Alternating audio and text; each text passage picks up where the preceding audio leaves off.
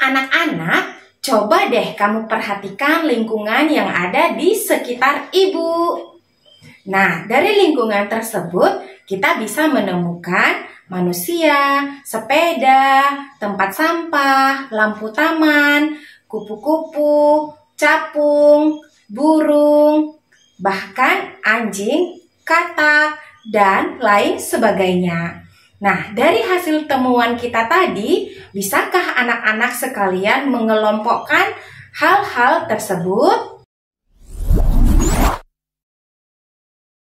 Hai, perkenalkan, Ibu adalah Ibu Betoli Pakpahan SPD, pengajar mata pelajaran IPA di UPTD SMP Negeri 3 Mendo Barat, Kabupaten Bangka, Provinsi Kepulauan Bangka, Belitung. Makhluk hidup dan benda mati di sekitar kita.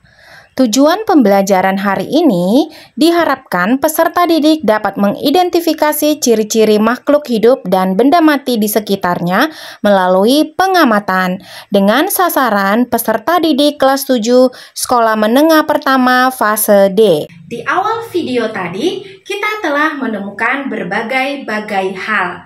Nah, anak-anak, tahukah kamu bahwa hal-hal yang kita temukan di dalam video awal tadi bisa dikelompokkan menjadi dua. Yang pertama adalah makhluk hidup dan yang kedua adalah benda mati. Lalu, bagaimana ya cara membedakan makhluk hidup dan benda mati tersebut? Mau tahu ya? Yuk kita belajar bersama. Makhluk hidup disebut juga dengan biotik. Dikatakan makhluk hidup apabila memiliki ciri-ciri sebagai berikut. Bernafas.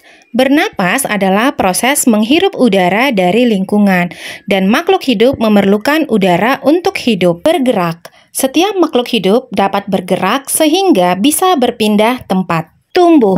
Setiap makhluk hidup seiring bertambahnya usia akan mengalami pertumbuhan dari yang kecil menjadi besar. Berkembang biak. Untuk menghasilkan keturunan dan melestarikan jenisnya, setiap makhluk hidup akan berkembang biak, membutuhkan makanan dan air sebagai sumber energi untuk melakukan aktivitas. Yang terakhir adalah setiap makhluk hidup peka terhadap rangsangan yang diterimanya. Bagaimana anak-anak sekalian? Tentunya sudah paham ya bagaimana makhluk hidup tersebut. Sekarang mari kita lanjut tentang benda mati. Benda mati disebut juga dengan abiotik, yaitu seluruh benda yang tidak memiliki ciri-ciri makhluk hidup. Jadi, benda mati itu tidak bernapas, tidak tumbuh, tidak berkembang biak, tidak dapat bergerak tanpa bantuan, tidak memerlukan makanan dan air, serta tidak peka terhadap rangsangan. Nah, bagaimana? Setelah kalian mengikuti penjelasan tentang apa itu benda mati dan bagaimana ciri-cirinya, pastinya kalian sudah paham kan?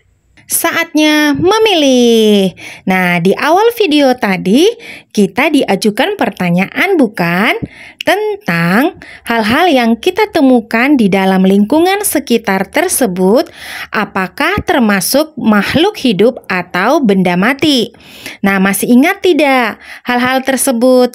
Nah, di antaranya adalah manusia, sepeda, tempat sampah, lampu taman, kursi, kupu-kupu, capung, burung, anjing, katak, bebatuan, dan air. Sekarang mari kita tentukan supaya kita semakin paham. Benar sekali.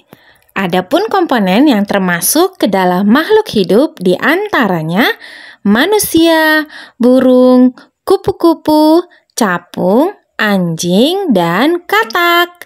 Kenapa? Karena keenam komponen ini ternyata memiliki ciri-ciri makhluk hidup yang sudah dijelaskan sebelumnya. Sementara komponen yang termasuk ke dalam benda mati di antaranya sepeda, air, bebatuan, tempat sampah, dan kursi. Nah, kelima komponen ini juga dikategorikan ke dalam benda mati karena tidak memiliki ciri-ciri seperti makhluk hidup.